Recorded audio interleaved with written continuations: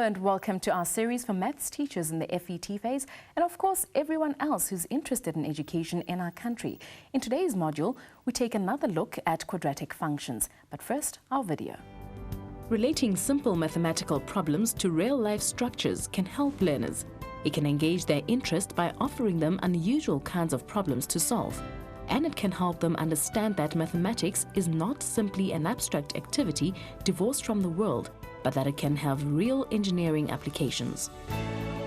In today's lesson, the learners are looking at a suspension bridge with a structure like the Golden Gate Bridge in San Francisco.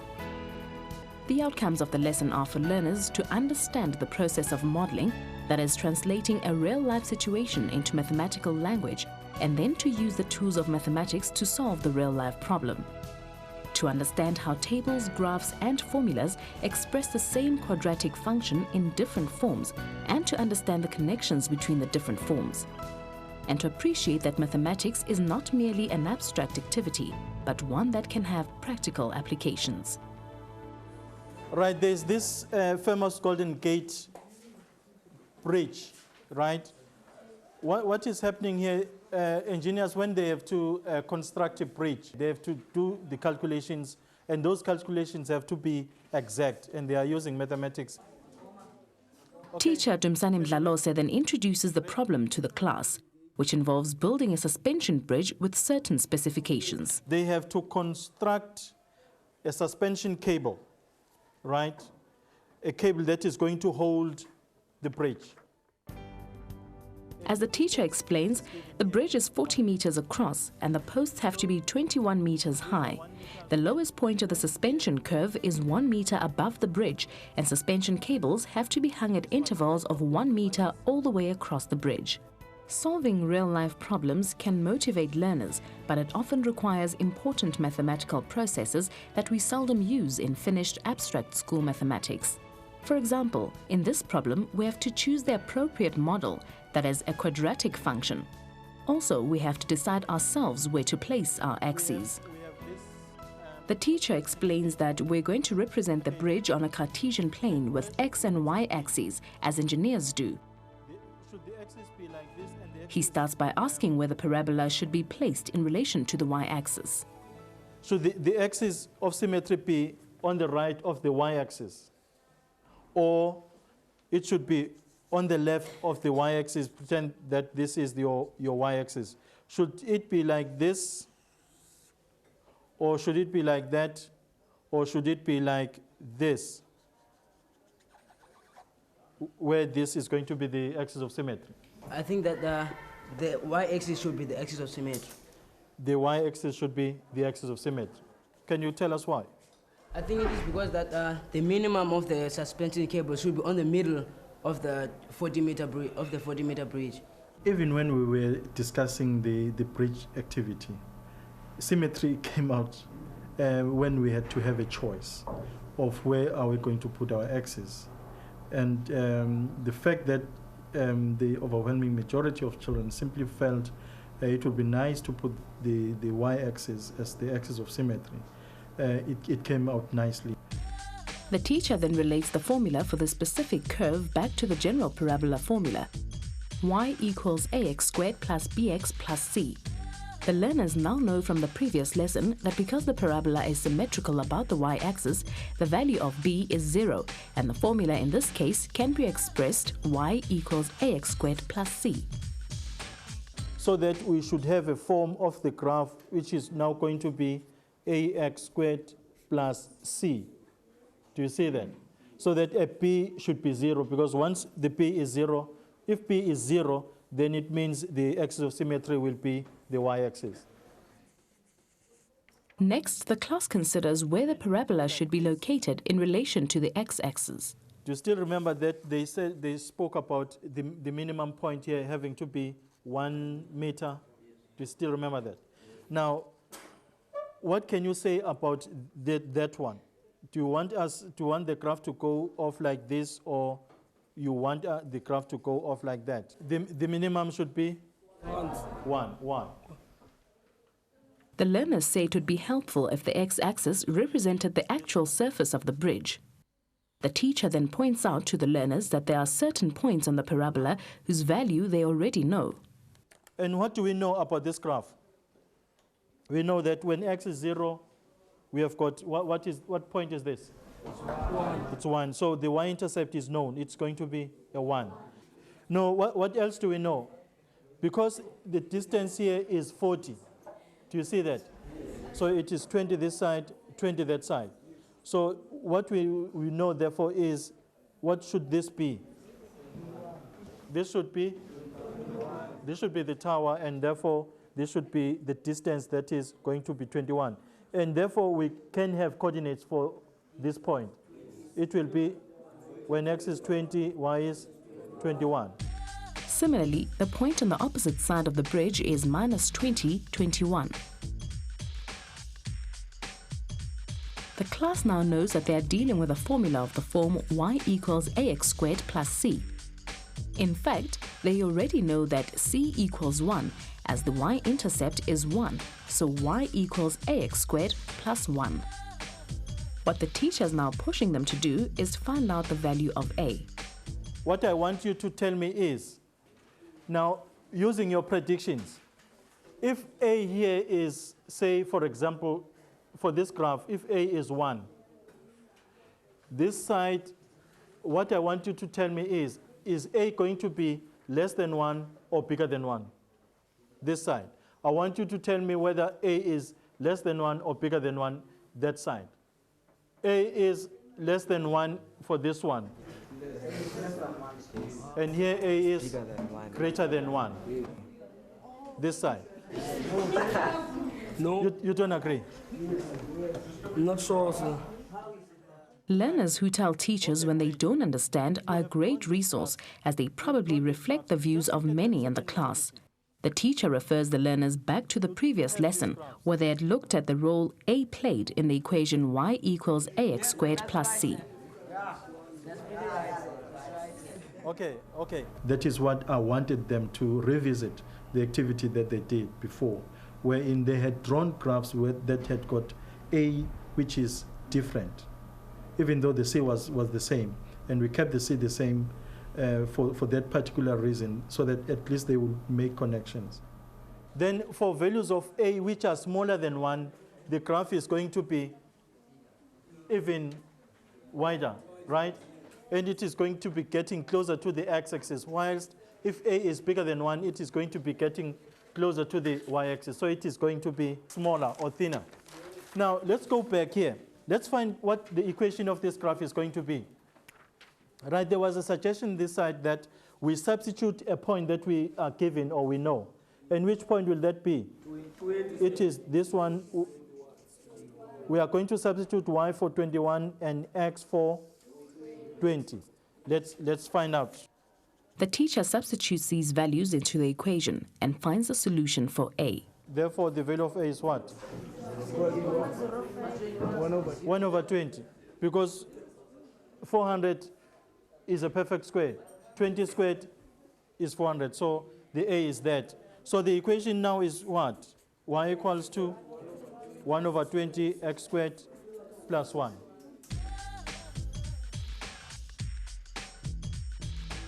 Okay, use that formula, right, that we've got, which is y equals to 1 over 20 x squared plus 1. And simply give me the few values of x, which are going to be negative, others are going to be positive. And let's find The learners fill in a table with values of x and y. The teacher emphasizes that in real life, this is a crucial activity for engineers because the y values obtained from the formula represent the actual lengths of the cables used to hold up the bridge. When necessary, the teacher assists. Right. X is what? Into negative 3 close the bracket squared plus 1. Plus 1. Okay, what do you get? 1 over 9 over 20. 1 and 9 over 20. Okay. So that's what I want you to do, because after this, what I want us to check is what is the rate of change? Okay. Yeah. Okay, do you understand now? Some learners soon realize that the values of y are the same on opposite sides of the y-axis. That is, they use the concept of symmetry. This is an example of how we can draw out important mathematical concepts from problem-solving activities like these. Okay, so did you do all these calculations up until here? Also, I did only up until here because I know these values are the same as this. Once you get the negatives, they're the same as the positive because of the axis of symmetry. The axis of symmetry acts as a mirror for the parabola because it reflects the sides to be equal. The learners fill in their tables and the teacher then checks them with the class. In a later lesson, the learners can look for patterns in these tables and the teacher can emphasize that the rate of change of the length of the suspension cables increases the further one moves away from the center of the bridge. I find it very interesting simply because I thought for engineers they have to use complicated calculations to do the stuff, but I thought it was easy for them. But today I got it. It wasn't that difficult to do it. You just use mathematics. To me, our work here with the parabola, but as with graphs and modeling everywhere, was to make these connections from table to formula to graph. Did the children make these connections? All in all, what I think may have happened is they did make connections, but it was not clear to all of them that they are making connections. Sometimes it was like, oh, yes. They did make connections, but out of persuasion. Now that we've seen the video for the session, it's time for us to welcome our guests. We've got Maggie Verster, who's the webmaster for the Easy Maths community website. We've got Taska Matlejwane, the principal of Pafogang Secondary School in Soweto, and Mayra Hockman from the School of Mathematics at Wits University. Thank you for joining us. First question for you, Maggie. What is the value of the bridge activity in this lesson? Well, I think the most important part of the value of this bridge activity is that it hopefully is going to create more engineers and inspire the children to show them that it is not that difficult to become an engineer as long as you have your mathematics. That's true. Yeah, once you see the bridge, you think of engineering, you think of the genius and all the people who are, good in mathematics. Now, such an activity motivates learners, and they know that once they master these things at class level, it would even be more easier for them when they now go for engineering at university. Yes, I think once they have a picture of the artifact, which is the bridge in this case, the intuition starts to play a role. And ideas that later were brought up, such as symmetry, which we can talk about later, immediately become apparent. So these are ideas that students have in them which they don't connect with mathematics. And the class is there to bring these ideas that they have already within them and make them explicitly mathematical. Okay, Taska, why is it important for teachers to emphasize that mathematics can have practical applications, as in this lesson? Yeah, it is important because most of the time children complain that where do we really apply this maths? They don't see it in real life situation. Now, the minute you start to connect it every time we teach to some practical examples, it gives hope to learners to say they are not just doing the calculations for the sake of calculations, but these calculations have a very important link in their own lives. And they start to see everything, even natural phenomenon, they start to see it through the eye of mathematics. They start to see that each and every shape that which is out there, there is a formula for it, and you can go out to find it. Okay, Maggie? Well, I just had the wonderful experience where my son hated maths at school level, and he's now in first year doing computer science, and for the first time he's realized that mathematics can help him with his first passion, that's computers. So I think it's good to show the kids that it's real, it's every day, and we can apply it. Okay, Mayra? Yes, I think that we run the danger of often decontextualizing the mathematics, that treating it as dissociated from the physical world. And unfortunately, it becomes meaningless to both the students and often the teachers as well in this way. By connecting the mathematics as a language which we can express the physical reality, we can express ideas such as symmetry in a mathematical formula. We can understand things that feel good to us in the physical world, and we can express them in a language which we can later use as a very powerful tool. Mera, you said earlier the concept of symmetry, which was raised, it came up in this session. How can teachers help learners to have a better grasp of that? I think learners, as we all do, have a grasp of symmetry. I think we all, it's built into us. The challenge of the teacher is to explain to the learner that we can identify symmetry in mathematics, in a mathematical language, as much as we can call a table. That is, we don't have to have the physical artifact with us when we say table, so we don't have to need to have the bridge with its symmetry in front of us when we examine an equation. We can tell by the very nature of the equation whether the bridge is symmetrical or not. So it's very important that we are describing the physical in a mathematical language. Taska, you agree? Yeah, I quite agree with that. The question of symmetry is very important, and it's something that which they live with in everyday life. The teacher has to always refer to ordinary examples. The symmetry, even with the physical body, as they look at themselves, they should identify the line of symmetry where it goes around their body. And then that helps now to come to things like bridges. When you look at a bridge, to say the line of symmetry will be somewhere in the middle here. That will help them to understand it much better, to say symmetry is all about this. Okay. Maggie?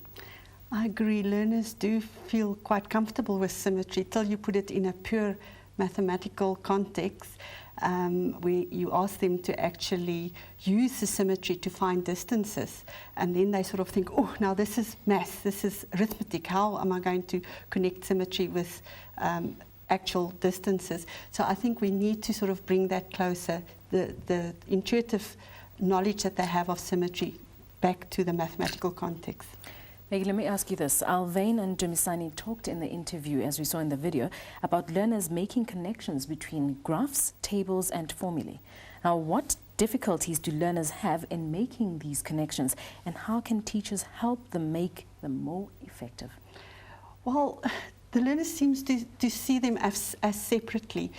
Separate entities, but I think from grade 9 we must start off with starting with a table, taking from the table to plotting, from the plotting to the graph and back again.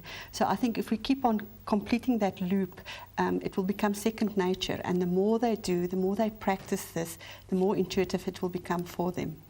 Okay, Taska? Yeah, I would say the connection can be easily communicated, especially in schools where they can afford a calculator, because they'll take all the points in. Because normally what learners find it difficult is, how do you join those points? How do you know that's going to be a curve, not a straight line? And now they will realize that it's a curve if they've got more points fitted in there, and that takes a lot of time. But with a graphic calculator, it will be able to help them to see exactly how those curves are formed. That is moving from a table to a graph. Okay. Mera? Yes, I think that the table, the graph, and the formula is an increasing degree of abstraction and complexity. The table, the students can directly interact with their calculator, or manually with mental arithmetic. They can actually write a table by calculating. When they plot the graph, they're already representing points in a very mathematical way. The fact that they can take these coordinates and represent them as a point in a plane is already one degree of abstraction. When they connect them and they try and ascertain the relationship between the x-coordinate and the y-coordinate, they've now reached a further degree of abstraction. That is the establishment of an overriding pattern, that is the function. So taking the students through each one of these routines increases the degree of complexity, and finally we hope the student will internalize this all as one big package of, here is my formula, this is what it all means. And any other issues you'd like to raise, starting with you, Taska? Yeah, I would say that when we introduce where the curve is going to be, either in the second quadrant or in the first quadrant, or we'll have the y-axis as forming the symmetrical line, I think that needs to be explained much more broadly. It could bring confusion that you cannot have a graph anywhere on the Cartesian plane. And for us to say y forms the axis of symmetry, it should have been explained from the onset when you start to introduce the graphs, that it's better when it's centralized there to learn all those, what the effect of A and B and C would be. It is not like the graph has to have the y-axis as the symmetrical line all the time. Okay. Maggie?